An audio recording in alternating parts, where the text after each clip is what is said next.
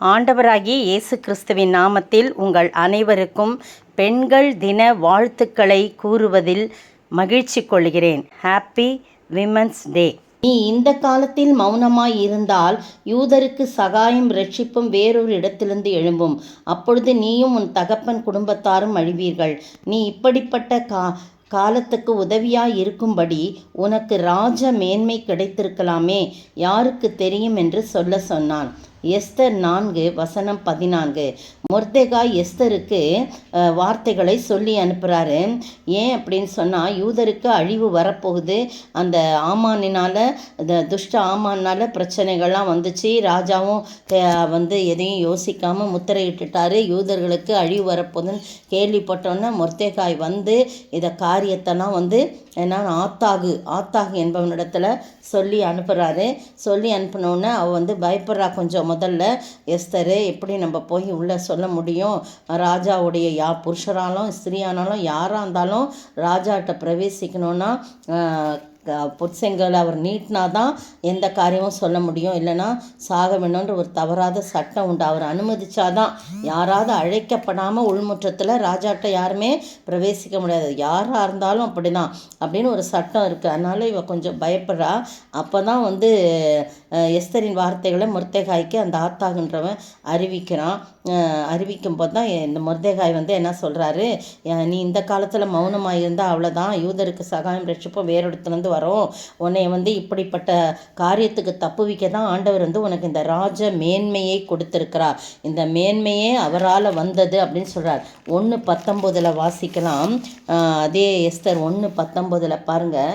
அதில் சொல்லப்பட்டிருக்கு, ராஜாவுக்கு சம்மதியாக இருந்தால் வஸ்தி இனி ராஜாவாகி அகஸ்வேருக்கும் முன்பாக வரக்கூடாது என்றும், அவளுடைய ராஜ மேன்மையை அவளை பார்க்கிலும் உத்தமியாகிய மற்றொரு ஸ்திரீக்கு ராஜா கொடுப்பாராக என்றும் அவரால் ஒரு ராஜ கட்டளை பிறந்து அது மீறப்படாதபடி பெர்சியாவுக்கும் மேதியாவுக்கும் உரிய தேச சட்டத்திலும் எழுதப்பட வேணும்னு சொல்கிறாங்க எல்லாரும்.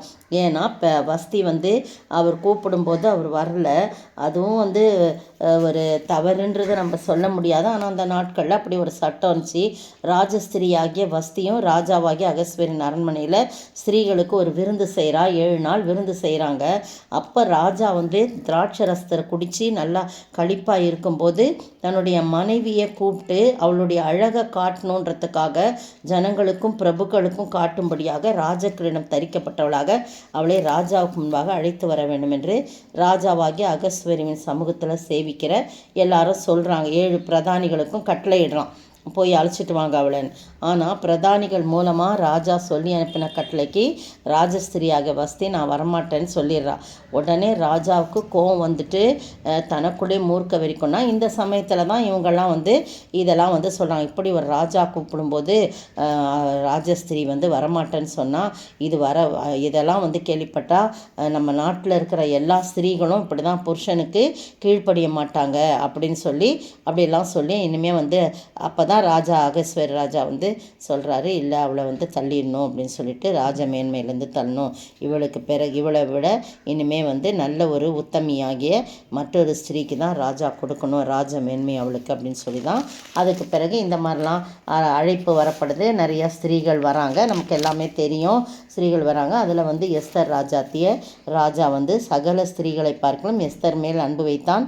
சகல கன்னிகளை பார்க்கலும் அவளுக்கு அவன் சமூகத்தில் அதிக தயவும் பட்சமும் கிடைத்தது. ஆகையால் அவள் ராஜ கிரீடத்தை அவள் சிரசின் மேல் வைத்து அவளை வஸ்தியின் ஸ்தானத்தில் பட்டத்து ஸ்திரீயாக்கிறாள். ராஜ மேன்மை அவளுக்கு கிடைக்கிது. ராஜாத்தி என்ற ஒரு ஸ்தானம் அவளுக்கு கிடைக்கிது. அப்போ அதை தான் மொர்தெகாய் சொல்கிறான், இதுக்கு தான் யூதருக்கு ரட்சிப்பு கிடைக்க முடியாதான், உன்னை இந்த ராஜ மேன்மையில் கடவுள் வச்சுருப்பாரு அப்படின்னு சொன்ன உடனே அப்புறம் தான் இவ உபவாசம் இருக்கணும், நீங்களும் போய் உபவாசம் இருங்க, நானும் போய் உபவாசம் இருக்கிறேன்னு சொல்லிட்டு உபவாசம் இருந்து ஞானமாக கையாண்டா. தனக்கு கொடுக்கப்பட்ட அந்த ராஜ மேன்மையை, அந்த ராஜாத்திக்குரிய அந்த மேன்மையை என்ன பண்ணால் ஞானமாக கையாண்டா. ஆச்சாம்போச்சான்னு சொல்லிட்டு தன்னுடைய மேன்மையை காட்டுறதுக்கு அப்படி இப்படின்னு சொல்லாதபடி ரொம்ப ஞானமாக விருந்துக்கு அழைத்து அப்படிலாம் அப்படிலாம் ராஜா கேட்ட உடனே சொல்லாமல் சமயம் வர வரைக்கும் காத்திருந்து ஞானமாக கையாண்டபடினாலே காரியம் மாறுதலாய் முடிந்தது. சூசா நகரம் கலங்கின சூசா நகரம் பெரிய மகிழ்ச்சி சூசா நகரம் ஆர்ப்பரித்து மகிழ்ந்ததுன்னு 15ஆம் வசனத்தில் சொல்லப்பட்டிருக்கு. இவ்விதமாக யூதருக்கு வெளிச்சமும் மகிழ்ச்சியும் களிப்பும் கனம் உண்டாயிற்று. எல்லா காரியமும் மாறுதலாய் முடிந்தது. எனவே நமக்கு கொடுக்கப்பட்ட ஒரு மேன்மையை, ஒரு உயர்வை நாம் சரியான முறையிலே இந்த எஸ்தர் ராஜாத்தியை போல கையாளணும். அதுக்கு உதவியாக இருந்த மொர்தெகாயை போல நம்ம கையாளணும். உடாந்தடான்னு நான் தான் ராஜாத்தி என் ஜனங்களை அழிக்க பார்க்குறான் இவன் அப்படி இப்படின்லாம் சொல்லாமல் ராஜாவுக்கு எப்படி பக்குவமாக எந்த சூழ்நிலையிலே எந்த சந்தர்ப்பத்திலே அவனை குறித்து சொல்ல வேண்டும் என்று சொல்லி அப்படி அவள் அழகாக கையாண்டு விருந்தெல்லாம் வச்சு நல்ல சரியான நேரத்தில் சரியான முறையில் சொல்லும்போது கர்த்தர் அங்கு வெளிப்பட்டு அங்கு உதவி செய்கிறார். அந்த யூதர்களுக்கு அழிந்து போக வேண்டிய யூதர்களை கர்த்தர் காப்பாற்றினார். காரியம் மாறுதலாய் முடிந்தது. நீங்களும் நானும் ஞானத்தோடு செயல்படணும். அதிகாரம் வந்துருச்சுன்னு சொல்லிட்டு அப்படி இப்படின்னு இல்லாமல் கடவுளுக்கு பயந்து உபவாசத்தோடு கூட என்ன வார்த்தைகளை பேசணும்னு யோசித்து செய்யும்போது கர்த்தர் அதை ஆசீர்வதித்து உயர்த்துவார். எல்லா காரியங்களும் விரோதமான காரியங்களும் விளக்குவார். அப்படிப்பட்ட ஆசீர்வாதத்தை நாம் பெற்று வாழ அந்த மேன்மையை தக்க வைத்து கொள்ள ஆண்டவர் தாமே கிருபை செய்வாராக. ஆமீன். மௌனமாயிருக்காதே, நீ மௌனமாயிருக்காதே,